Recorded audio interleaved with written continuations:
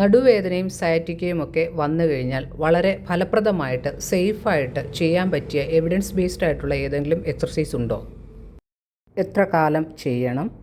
എത്ര പ്രാവശ്യം ചെയ്യണം? വേദന മാറിക്കഴിഞ്ഞും ചെയ്യേണ്ടതുണ്ടോ? മെക്കൻസി എക്സർസൈസ് എന്താണെന്നൊന്ന് മനസ്സിലാക്കാം. എവിഡൻസ് ബേസ്ഡ് ആയിട്ടുള്ള സയാറ്റിക്കയ്ക്ക് വളരെ ഇഫക്റ്റീവായിട്ടുള്ള സേഫായിട്ട് ചെയ്യാൻ പറ്റിയ ഒരു പ്രോഗ്രാമാണിത്. ഈ എക്സർസൈസ് പ്രോഗ്രാം ഡെവലപ്പ് ചെയ്തത് റോബിൻ മെക്കൻസി എന്ന ഒരു ന്യൂസിലൻഡ് ഫിസിക്കൽ തെറാപ്പിസ്റ്റാണ്. നട്ടലിനെ അഫക്റ്റ് ചെയ്യുന്ന പ്രശ്നങ്ങൾക്ക് ഇത് വളരെ ഇഫക്റ്റീവാണ്. ഏകദേശം 40 രാജ്യങ്ങളിലോളം ഇത് പ്രാക്ടീസ് ചെയ്യപ്പെടുന്നു. അതുകൂടാതെ പല രാജ്യങ്ങളിലും ഇതിൻ്റെ ഇൻസ്റ്റിറ്റ്യൂട്ട്സ് ഉണ്ട്. മെക്കൻസി എക്സർസൈസ് മറ്റ് എക്സർസൈസിൽ നിന്ന് എങ്ങനെ വ്യത്യാസപ്പെട്ടിരിക്കുന്നുവെന്നും അതിൻ്റെ കീ പ്രിൻസിപ്പിൾസും അതിനെപ്പറ്റിയുള്ള പഠനങ്ങളും വീട്ടിൽ തന്നെ ചെയ്യാൻ പറ്റിയ 6 എക്സർസൈസുമാണ് നമ്മൾ ഇതിൽ ഉൾപ്പെടുത്തിയിരിക്കുന്നത്. നടുവേദനയ്ക്കും സയാറ്റിക്കയ്ക്കുമൊക്കെ എക്സർസൈസ് ചെയ്യുന്നത് നല്ലതാണെന്ന് നമ്മൾ കേട്ടിട്ടുണ്ട്. പലപ്പോഴും സ്ട്രെങ്തനിങ് എക്സർസൈസോ സ്ട്രെച്ചിങ് എക്സർസൈസോ ഫ്ലെക്സിബിലിറ്റി എക്സർസൈസോ ഒക്കെ നമ്മൾ ചെയ്തിട്ടുമുണ്ടായിരിക്കാം. പക്ഷേ മെക്കൻസി പ്രോഗ്രാം കുറച്ച് ഡിഫറൻ്റാണ്. നമ്മളിവിടെ സ്ട്രെങ്തനിങ്ങിനോ അല്ലെങ്കിൽ മൊബിലിറ്റിക്കോ അല്ല പ്രാധാന്യം കൊടുക്കുന്നത്. കൂടുതലായിട്ട് നമ്മൾ പ്രാധാന്യം കൊടുക്കുന്നത് സെൻട്രലൈസേഷനാണ്, വേദന കുറച്ചുകൊണ്ട് വരിക. അതുകൊണ്ട് ഇത് സയാറ്റിക്കയ്ക്ക് വളരെ ഇഫക്റ്റീവാണ്. നമ്മൾ ഈ വീഡിയോയിൽ അതിൻ്റെ ബാക്കി കാര്യങ്ങളൊക്കെ എക്സ്പ്ലെയിൻ ചെയ്യുന്നുണ്ട്. ഈ പ്രോഗ്രാമിൻ്റെ പ്രധാനപ്പെട്ട 3 കീ പ്രിൻസിപ്പിൾസ് എന്താണെന്നൊന്ന് മനസ്സിലാക്കാം. ഒന്നാമത്തെ പോയിൻ്റ് ഡയറക്ഷണൽ പ്രിഫറൻസ് ആണ്. ഇവിടെ നമ്മൾ പ്രധാനമായിട്ടും ചെയ്യുന്നത് ഒരു എക്സാമ്പിളായിട്ട് പറയാം. ഇങ്ങനെ പുറകോട്ടുള്ള ബെൻഡിങ് ബാക്ക്വേർഡ് മൂവ്മെൻറ്റ് ചെയ്യുന്നു. ആ മൂവ്മെൻറ്റ് മാത്രം ചെയ്തുകൊണ്ട് നമ്മുടെ കാലിലെ വേദനയെ പതുക്കെ കുറച്ച് സെൻട്രലൈസ് ചെയ്തുകൊണ്ട് വരികയാണ്. അതായത് കാലിലേക്ക് പടർന്നു പോയ വേദനയെ ഒരു പ്രത്യേക ഡയറക്ഷനുള്ള മൂവ്മെൻറ്റ് കൊണ്ട് കുറച്ചുകൊണ്ട് വരാൻ ശ്രമിക്കുക. അതാണ് ഈ ഡയറക്ഷണൽ പ്രിഫറൻസ് കൊണ്ട് ഉദ്ദേശിക്കുന്നത്. സയാറ്റിക്കയുടെ പ്രധാന പ്രശ്നം നടുവിൽ നിന്ന് കാലിലേക്കുള്ള വേദനയാണ്. അതുകൊണ്ട് കാലിലുള്ള വേദനയെ സെൻട്രലൈസ് ചെയ്ത് കൊണ്ടുവരിക ഒരു പ്രത്യേക മൂവ്മെൻറ്റ് ഉപയോഗിച്ച്. അതാണ് ഉദ്ദേശിക്കുന്നത്. അത് ഈ വീഡിയോയിൽ നമ്മൾ എക്സ്പ്ലെയിൻ ചെയ്യുന്നുണ്ട് എങ്ങനെയാണ് സെൻട്രലൈസേഷൻ ചെയ്യേണ്ടത്. മൂന്നാമത്തെ പോയിന്റ് സെൽഫ് ട്രീറ്റ്മെൻ്റ് ആണ്. വൺസ് പേഷ്യൻ്റ് ഈ കാര്യങ്ങളൊക്കെ മനസ്സിലാക്കി എക്സർസൈസ് ചെയ്ത് തുടങ്ങി അവർക്ക് വേദന കുറഞ്ഞു കഴിഞ്ഞാൽ ഇൻഡിപെൻഡൻ്റ് ആയിട്ട് അവർക്ക് ഇത് ചെയ്ത് അവരുടെ സിംറ്റംസിനെയൊക്കെ കൺട്രോൾ ചെയ്ത് അവർക്ക് അവരുടെ ഫങ്ഷണൽ ആക്ടിവിറ്റീസൊക്കെ ചെയ്യാനായിട്ട് സാധിക്കും. എക്സർസൈസ് ചെയ്യുന്നതിന് മുമ്പ് അതിൻ്റെ പ്രിക്കോഷൻസൊക്കെ മനസ്സിലാക്കണം. ഇവിടെ പ്രധാനമായിട്ടും നമ്മുടെ നട്ടലിൻ്റെ കാര്യമായതുകൊണ്ട് spinal fractures, spinal infection, cauda equinus syndrome അതിനെപ്പറ്റി നമ്മൾ കഴിഞ്ഞ ഒരു വീഡിയോയിൽ പറഞ്ഞിട്ടുണ്ട്. പിന്നെ osteoporosis, pregnancy and post partum ഇങ്ങനെയുള്ള കാര്യങ്ങളിലൂടെ ആ ഘട്ടങ്ങളിലൂടെ കടന്നു പോകുന്നവർ ഈ എക്സർസൈസ് ഒഴിവാക്കുക. ഈ കോഡ ഇക്വൈനയെ പറ്റിയും അതുപോലെ തന്നെ സ്റ്റേജസ് ഓഫ് ഹെർണിയേഷൻ ഇതിനെപ്പറ്റിയുമൊക്കെ ഇതിനു മുമ്പുള്ള വീഡിയോസിൽ നമ്മൾ പറഞ്ഞിട്ടുണ്ട്. അത് ഒന്ന് മനസ്സിലാക്കുന്നത് നല്ലതായിരിക്കും.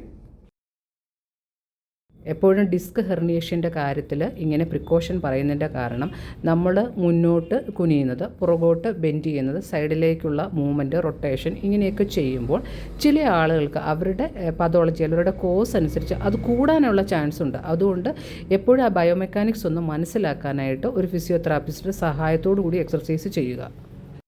ഇനി നമുക്ക് മെക്കൻസി പ്രോഗ്രാമിൽ ഓരോ എക്സർസൈസും 6 എക്സർസൈസാണ് ഇവിടെ ഡെമോൺസ്ട്രേറ്റ് ചെയ്യുന്നത്. ഓരോ എക്സർസൈസും ഒന്ന് മനസ്സിലാക്കാം. ഇത് ചെയ്യുമ്പോഴത്തേക്കും ഓരോന്നും സ്റ്റെപ്പ് ബൈ സ്റ്റെപ്പായിട്ട് തന്നെ ചെയ്യാനായിട്ട് ശ്രദ്ധിക്കുക. ചെയ്ത് കഴിയുമ്പോഴത്തേക്കും വേദന കുറഞ്ഞാണ് വരേണ്ടത്. വേദന കൂടുന്നുണ്ടെങ്കിൽ അതിൻ്റെ ഇൻസ്ട്രക്ഷൻ ഉണ്ട്, അതനുസരിച്ച് ചെയ്യുക. Exercise number 1 lying face down. ഇങ്ങനെ ചെയ്യുന്നതിന് വേണ്ടി നമ്മൾ ഒരു ഫ്ലാറ്റായ സർഫസിൽ കമിഴ്ന്ന് കിടക്കുകയാണ്. കൈ രണ്ടും പിക്ചറിൽ കാണുന്നത് പോലെ ഇങ്ങനെ നീട്ടി വെച്ചിരിക്കുകയാണ്. മുഖം ഒരു സൈഡിലേക്ക് ചരിച്ച് വെക്കുക. ഇനി നമ്മൾ കോൺഷ്യസ് ആയിട്ട് നമ്മുടെ ശരീരത്തിൻ്റെ എല്ലാ ഭാഗങ്ങളും ഒന്ന് റിലാക്സ് ചെയ്യാനായിട്ട് ശ്രമിക്കുക. ശരിക്കും നല്ലതുപോലെ റിലാക്സ് ചെയ്താലാണ് നമുക്ക് എക്സർസൈസിൽ നിന്നൊരു ബെനിഫിറ്റ് കിട്ടുകയുള്ളൂ. എക്സർസൈസ് 2 ചെയ്യുന്നതിന് വേണ്ടി നമ്മുടെ ശരീരത്തെ പ്രിപ്പയർ ചെയ്യാൻ വേണ്ടിയാണ് ഇങ്ങനെ ചെയ്യുന്നത്. Exercise number 2 lying face down in extension. ഇനി പിക്ചറിൽ കാണുന്നത് പോലെ നമ്മുടെ കൈമുട്ടുകൾ ഇങ്ങനെ ഈ പൊസിഷനിൽ കൊണ്ടുവരിക. പുഷ് ദ അപ്പർ ബോഡി, നമ്മുടെ ശരീരത്തിൻ്റെ മുകൾ ഭാഗം ഈ ഫോർ ആംസിൽ ഇങ്ങനെ ലീൻ ചെയ്യാനായിട്ട് ശ്രമിക്കുക. പിക്ചറിൽ ശ്രദ്ധിക്കുക. നമ്മുടെ ഹിപ്സ് സ്റ്റഡി ആയിരിക്കണം. ഗ്രൗണ്ടിൽ തന്നെ സ്റ്റഡി ആയിട്ടാണ് ഹിപ്പ് ഇരിക്കേണ്ടത്. ഹിപ്പ് പൊക്കരുത്. ഈ പൊസിഷൻ നമ്മൾക്ക് ബുദ്ധിമുട്ടാണെങ്കിൽ നമ്മുടെ കൈമുട്ട് ഇരിക്കുന്നത് കുറച്ച് അകത്തി, ശരീരത്തിൽ നിന്ന് അകത്തി മാറ്റി നോക്കുക. അപ്പോൾ നമുക്ക് കുറച്ചും കൂടി ടോളറേറ്റ് ചെയ്യാനായിട്ട് പറ്റും.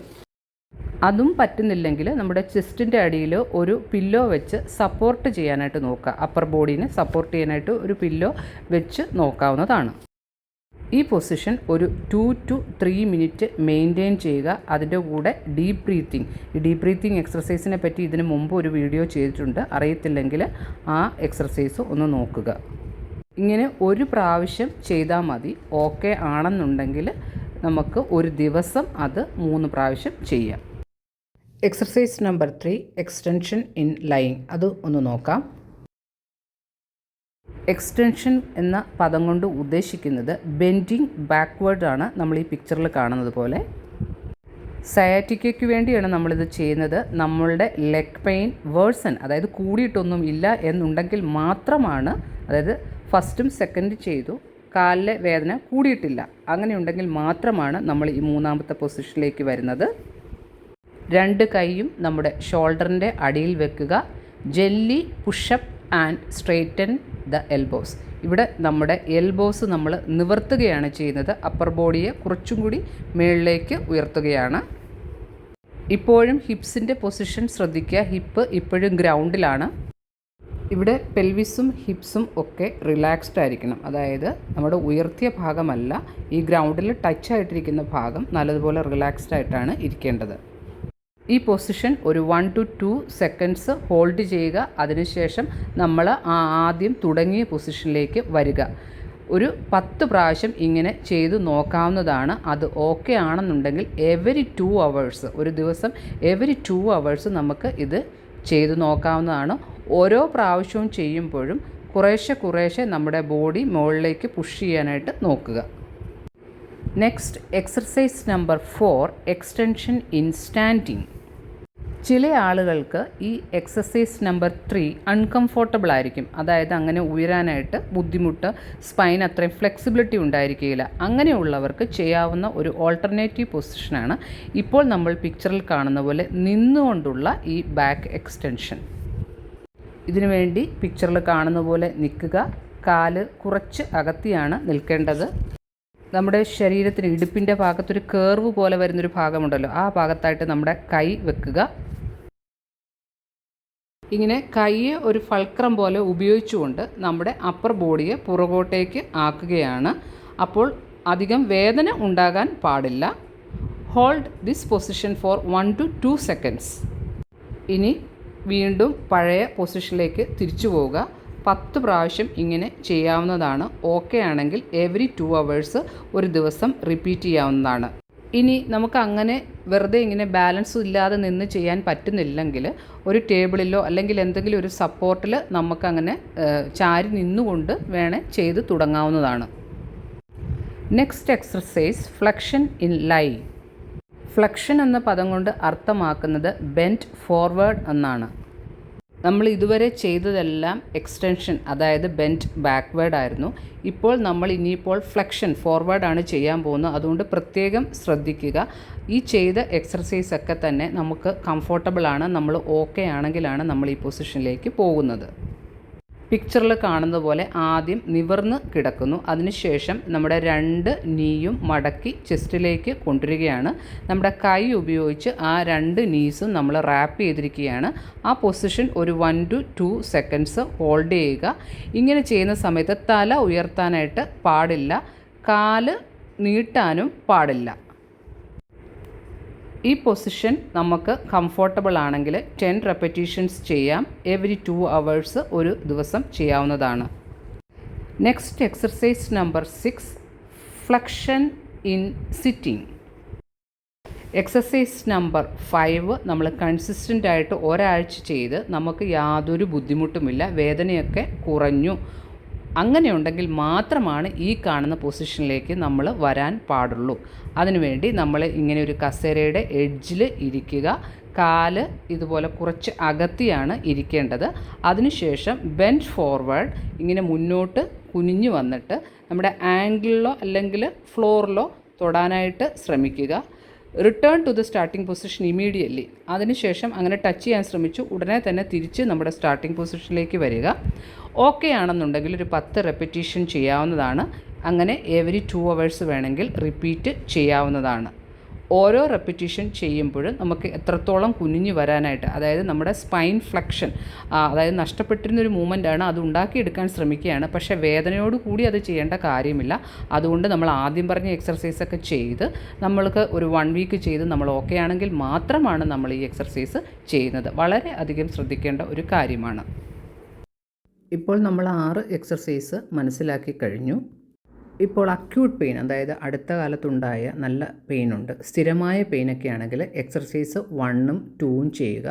അത് ഓക്കെ ആണെങ്കിൽ മാത്രം 3ലേക്ക് പോവുക. എക്സർസൈസ് 1 and 2 ചെയ്തിട്ട് 3 കിടന്ന് ചെയ്യാൻ പറ്റുന്നില്ലെങ്കിൽ 4 ചെയ്ത് നോക്കുക. അങ്ങനെ നല്ലൊരു വേദന, അടുത്ത കാലത്തുണ്ടായ വേദന, സ്ഥിരമായ വേദനയൊക്കെ ഉള്ളവർ 1 മുതൽ 4 വരെയുള്ള എക്സർസൈസിൽ ഏതാണോ ഓക്കെ ആയിട്ടുള്ളത് അതാണ് ചെയ്ത് നോക്കേണ്ടത്. വേദന അത്യാവശ്യം നല്ല രീതിയിൽ കുറഞ്ഞു കഴിയുമ്പോൾ മാത്രം എക്സർസൈസ് 5 ചെയ്യുക. അത് ഒരാഴ്ച ചെയ്ത് ഓക്കെ ആണെങ്കിൽ മാത്രം 6 ചെയ്ത് നോക്കുക. ഇനി നമ്മുടെ വേദനയൊക്കെ മാറി പെയിനോ സ്റ്റിഫ്നെസ്സോ ഒന്നും ഇല്ലെങ്കിൽ പോലും എക്സസൈസ് നമ്പർ 3 എവറി മോർണിംഗും ഈവനിങ്ങും, അതായത് റിക്കറൻസ് വീണ്ടും വരാതിരിക്കാനായിട്ട് അത് ചെയ്തുകൊണ്ടിരിക്കാനായിട്ട് എപ്പോഴും ശ്രദ്ധിക്കുക.